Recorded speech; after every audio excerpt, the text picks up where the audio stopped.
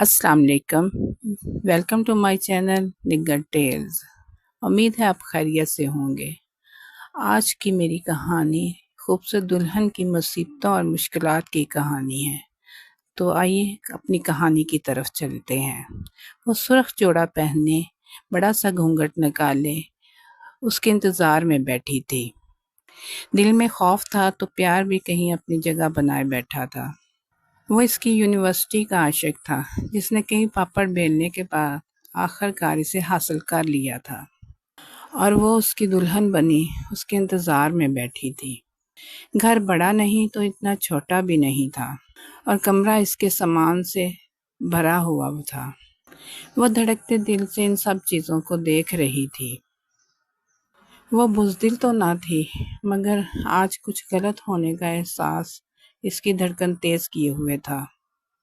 आखिरकार दरवाज़ा खुलकर बंद हुआ और वो इसके सामने आ बैठा। वो इसकी प्यार भरी बातों की मुंतज़र थी, मगर थोड़ी देर यूं ही गुजर गई। इसका दिल ज़ोर ज़ोर से धड़कने लगा। अचानक इसके घूंघट को खींच लिया और फर्श पर गिरा दिया। इसने हैरान होकर उसकी तरफ देखा। कोई ऐसा भी करता है अपनी दुल्हन के साथ? सर जैसे ही उठाया तो उसने ज़ोरदार थप्पड़ इसकी गाल पर रसीद किया। वो हैरत और बेयकीनी के आलम में उसे देखने लगी। वो शदीद गुस्से से बोला, रोशान ज़फ़र, ये उस थप्पड़ का बदला है जो यूनिवर्सिटी में तुमने मुझे मारा था, और साथ ही एक थप्पड़ और रसीद कर दिया। ये उस बेइज्जती का बदला है जो यूनिवर्सिटी में सबके सामने मेरी हुई थी। वो उठ खड़ी हुई। इससे पहले कि वो कुछ और करता, रोशाने ने एक ज़ोरदार थप्पड़ उसके मुंह पर रसीद कर दिया और बोली, घटिया इंसान, ये तुम सब बदला लेने के लिए कर रहे थे? बेगैरत, वो चिल्लाया। रोशा ने उंगली दिखाते हुए कहा, खबरदार तुम मेरे करीब आए। इसने रोशाने को बालों से पकड़ लिया और चिल्लाया, मैं तुम्हारी खाल खींच लूंगा हराफा। खबरदार, जो तुमने मुझे गाली दी, वो गुस्से से चिल्लाई। इससे पहले कि वो कुछ करता, रोशाने ने छुरी हवा में लहराई, जो शायद फल काटने के लिए रखी गई थी, मगर तेज धार थी। ओह, तो चूया मुझे छुरी से डराएगी, उसने कहका लगाते हुए कहा और उसकी तरफ बढ़ा। वो अचानक से मुड़ा और ज़मीन पर गिर गया। रोशाने ने परेशानी से इसे देखा और बेड पर ढेर हो गई। थोड़ी देर बाद रोशाने को होश आया तो वो उसे हिलाने लगी और बुलाने लगी, वजाहत वजाहत, मगर वो ना ही हिला और ना ही कुछ बोला। वो थोड़ी देर उसे यूं ही घूरती रही और फिर घर से बाहर दौड़ लगा दी। शदीद सर्दी के बायस हर कोई अपने कमरे में दुबका हुआ था और किसी ने उसे बाहर जाते हुए नहीं देखा। वो पसीने में शराबूर सड़क पर भाग रही थी।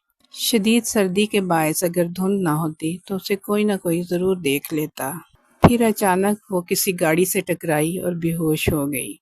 रो रो कर बुरा हाल हो गया था, मगर इनको सुकून नहीं आता था। दिल रोशाने की तरफ से परेशान हो जाता तो फिर रोने लगती। हीरा बेगम, बस करें और अल्लाह ताला का शुक्र अदा करें कि हमारी बेटी अपने घर की हुई। ज़फ़र साहब, दिल को सुकून नहीं आ रहा। बार बार दिल में यही ख्याल आ रहा है, मेरी बेटी मुश्किल में है किसी।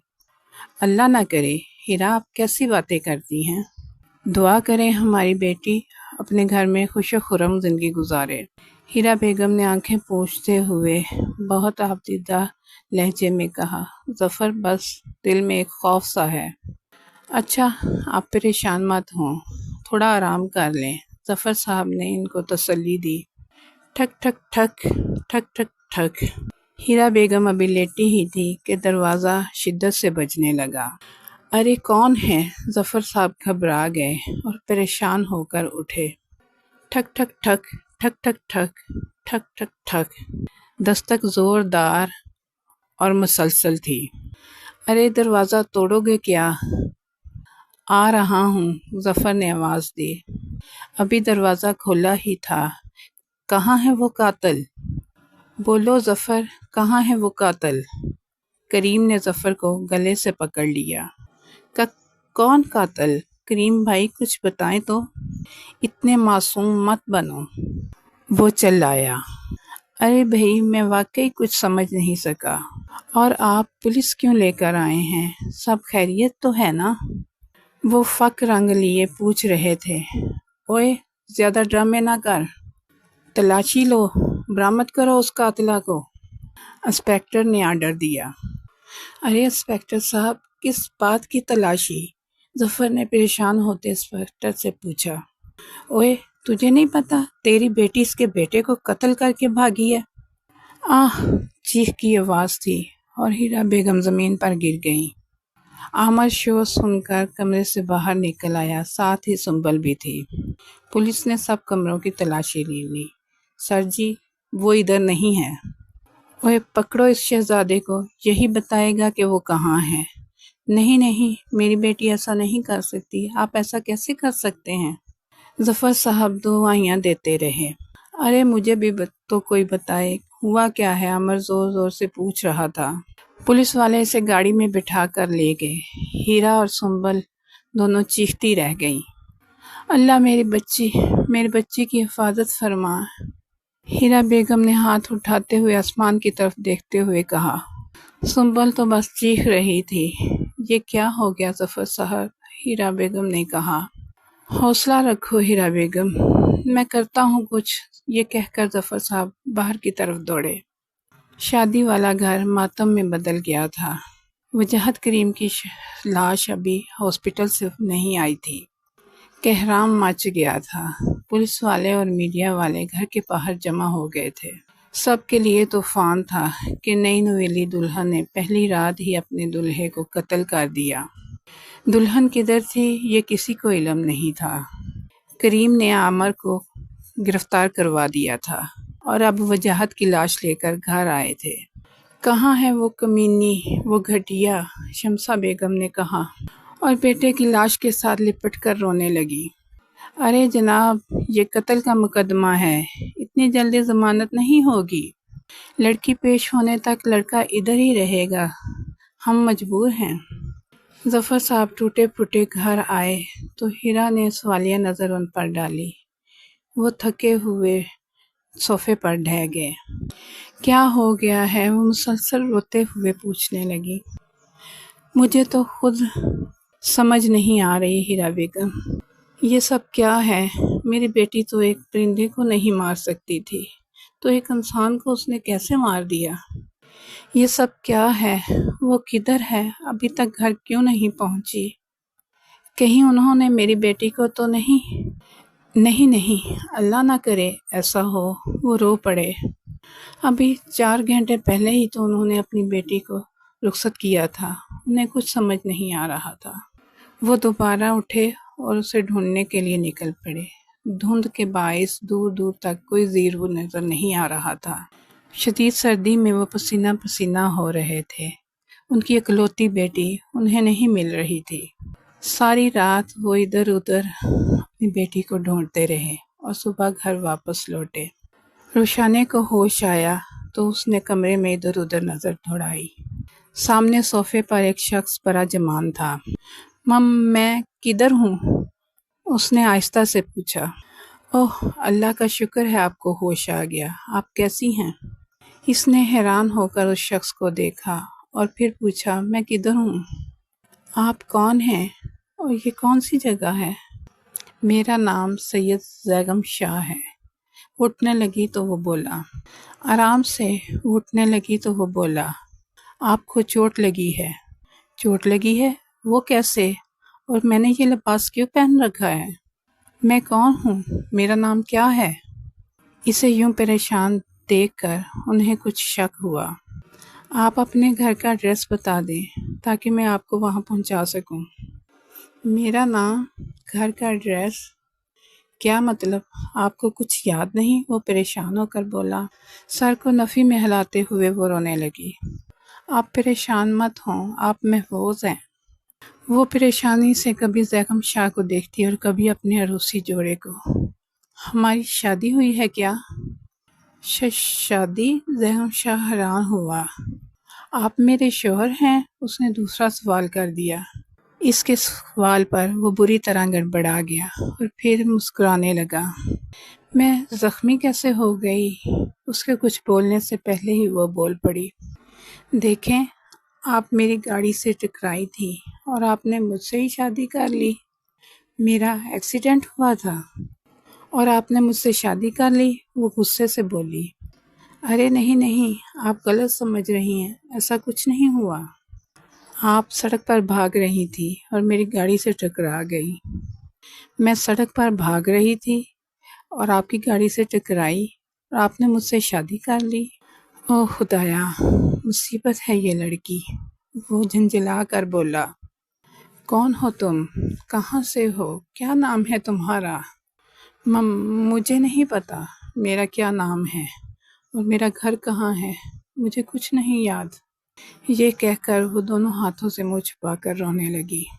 زیغم شاہ کو اپنے سخت رویے کا احساس ہوا تو وہ نرمی سے بولا، ابھی آپ آرام کریں، بعد میں بات کرتے ہیں۔ مہک، اس نے آواز دی۔ مہک نے جھک کر کہا، یس سر۔ ڈاکٹر کو کال کریں۔ وہ شاید ملازمہ تھی۔ روشانے نے خالی نظروں سے اسے دیکھا۔ وہ سب کچھ بھول چکی تھی۔ اس کی آنکھوں سے مسلسل آنسو بہے جا رہے تھے۔ صبح پھر ظفر صاحب اسے ڈھونڈنے کے لیے نکل کھڑے ہوئے۔ وجاہت کریم کے گھر والے انہیں کئی بار ذلیل کر چکے تھے۔ وہ روشانے پر گندے الزامات لگا رہے تھے۔ گھر سے بھاگ گئی ہے اپنے کسی عاشق کے ساتھ۔ میرا بچہ مفت میں مارا گیا۔ شمسہ نے نہ جانے اور کیا کیا کہا، مگر ہیرا بیگم ہوش میں کہاں تھی؟ روشانے کا کچھ پتہ نہیں چل رہا تھا۔ اسے آسمان کھا گیا یا زمین نگل گئی۔ ظفر صاحب تھکے ہوئے گھر لوٹے۔ ہیرا بیگم ان کو دیکھ کر اور پریشان ہو گئی، نڈھال ہو کر گر گئیں۔ ظفر صاحب نے انہیں اٹھایا اور ہاسپٹل لے گئے۔ سنبل بھی ان کے ساتھ تھی۔ ڈاکٹر نے ان کی حالت دیکھ کر انہیں ہاسپٹل میں ایڈمٹ کر لیا۔ سنبل بھی عمر کی وجہ سے بہت پریشان تھی، رو رو کر آنکھیں سوجی ہوئی تھیں۔ وجاہت کے گھر والے ہر کسی کو بتا رہے تھے کہ اپنے عاشق کے ساتھ مل کر اس نے ہمارے بیٹے کو قتل کر دیا اور بھاگ گئی۔ اب پولیس اس کی تلاش کر رہی ہے۔ اخبار پڑھتے ہوئے زیغم شاہ کی نظر اس اشتہار پر پڑی جہاں مطلوب قاتلہ روشانہ ظفر کی تصویر شائع کی گئی تھی۔ وہ ایک دم چونک گئے اور پھر پوری خبر پڑھی اور سوچنے لگے، اتنی معصوم لڑکی کسی کا قتل کیسے کر سکتی ہے؟ مگر اخبار کی خبر کو بھی جھٹلایا نہیں جا سکتا تھا۔ وہ پریشانی سے اٹھے اور روشانہ کے کمرے کی طرف بڑھ گئے۔ دوائی کے اثر سے وہ ابھی سو رہی تھی۔ زیغم شاہ صوفے پر اس کے اٹھنے کے انتظار میں بیٹھ گئے۔ وہ کچھ کھوجنے کے انداز میں اسے دیکھ رہے تھے۔ کیا یہ قاتل ہے؟ وہ اپنی گن نکال کر اس کے پاس آن کھڑے ہوئے۔ روشانہ کی آنکھ کھلی تو گن دیکھ کر اس نے زور سے چیخ ماری اور چادر میں گھس گئی۔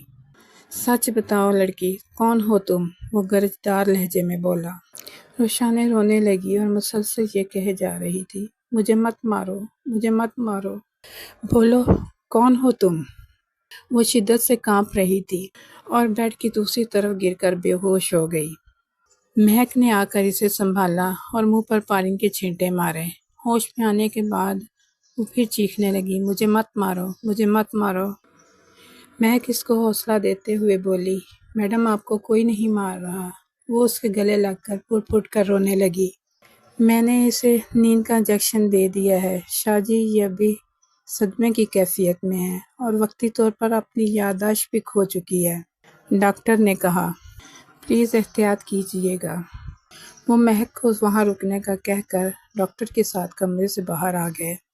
رات کافی دیر تک وہ باہر ہی رہا اور اپنے بہت سے بندے روشانہ کی اصلیت جاننے کے لیے لگا دیے۔ وہ بہت بڑا بزنس مین اور اعلیٰ درجے کا گنڈا تھا، مگر گنڈا وہ ان لوگوں کے لیے تھا جو لوگ بات سیدھی طرح سے نہیں مانتے تھے۔ اس نے اپنی پسند کی لڑکی سے زبردستی شادی کی جو بعد میں پیار میں بدل گئی۔ قسمت کو کچھ اور ہی منظور تھا۔ عروج شادی کے سال بعد ہی اس کے بچے کی پیدائش پر اس دنیا سے چلی گئی۔ اس کے جانے کے بعد وہ سخت اور جابر انسان بن گیا۔ وہ سخت دل اور ظالم بن گیا تھا، مگر روشانہ کے بارے میں اس نے بڑے تحمل سے کام لیا۔ شادی آج کے لیے بس اتنا ہی۔ امید ہے اس کہانی کا پہلا پارٹ آپ کو پسند آیا ہوگا۔ اب ملتے ہیں کہانی کے اگلے حصے میں۔